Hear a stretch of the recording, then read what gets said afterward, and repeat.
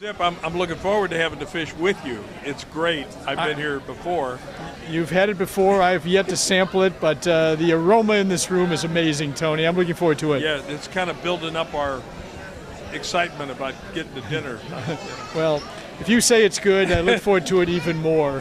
Hey, you know, I have a couple questions after almost done with the book. I'm really looking forward to the last few chapters. You can see where my marker is. Great. It's got an exciting ending to it. Yeah, I heard it did. I think Chuck Neff told me that it did. He said you really put something there at the end. So I'm looking forward to that. But, you know, I keep wondering, is the book based on anybody's life? Are there any, or is this totally just fictional? You know, I've been asked that before, Tony, and to tell you the truth, I did not base it on anyone's life. Wow, okay. The football player is based on many athletes I covered in my days in TV.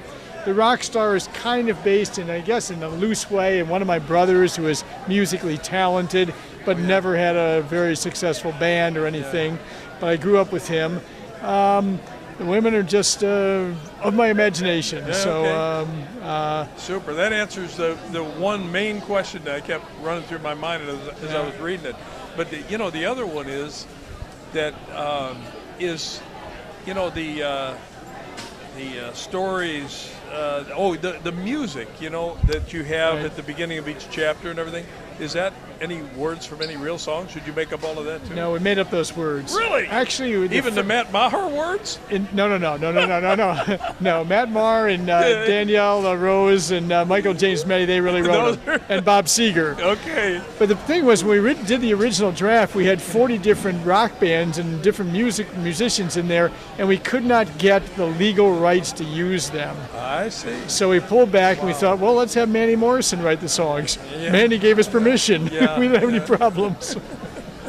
Well, it ought to be a big hit in St. Louis because all the St. Louis places and things, that are a part of it, or anybody who's been to St. Louis, maybe. But I'm packed with St. Louis locale, restaurants, coffee shops. Be a big hit here. Yeah, I hope so. Now, what are some of the other questions you've got that I haven't asked you yet? I think people ask me if it's age appropriate. That's a big question. My answer usually is if people are in dating relationships or looking forward to dating, I think it's appropriate for them. Yeah. It's not for 8-year-olds because it's, boy-girl relationships and, debates about what to do on a date and afterward and so on. But I think the Catholic moral teaching is very strong and on issues that are of particular interest to young people, fornication and abortion and what's a sin and what isn't and so on. So I think that comes through strongly and can be a witness to people.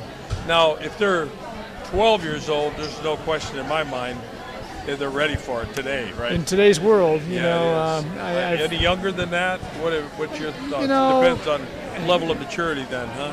I had a friend tell me that a 7th grader told me about all the sexual improprieties going on in 7th grade, and I thought, well, maybe we should scale it back to a younger age, It's amazing what young people face these days in a world that tells them, do whatever you feel, do whatever you want, and so it's difficult. Well, one of the things that keeps coming to me on a question like that is, sometimes I'll get heat from my kids about what I've said to my grandchild or something, and I keep thinking, wait a minute, the Blessed Mother showed hell to the 3 children of Fatima.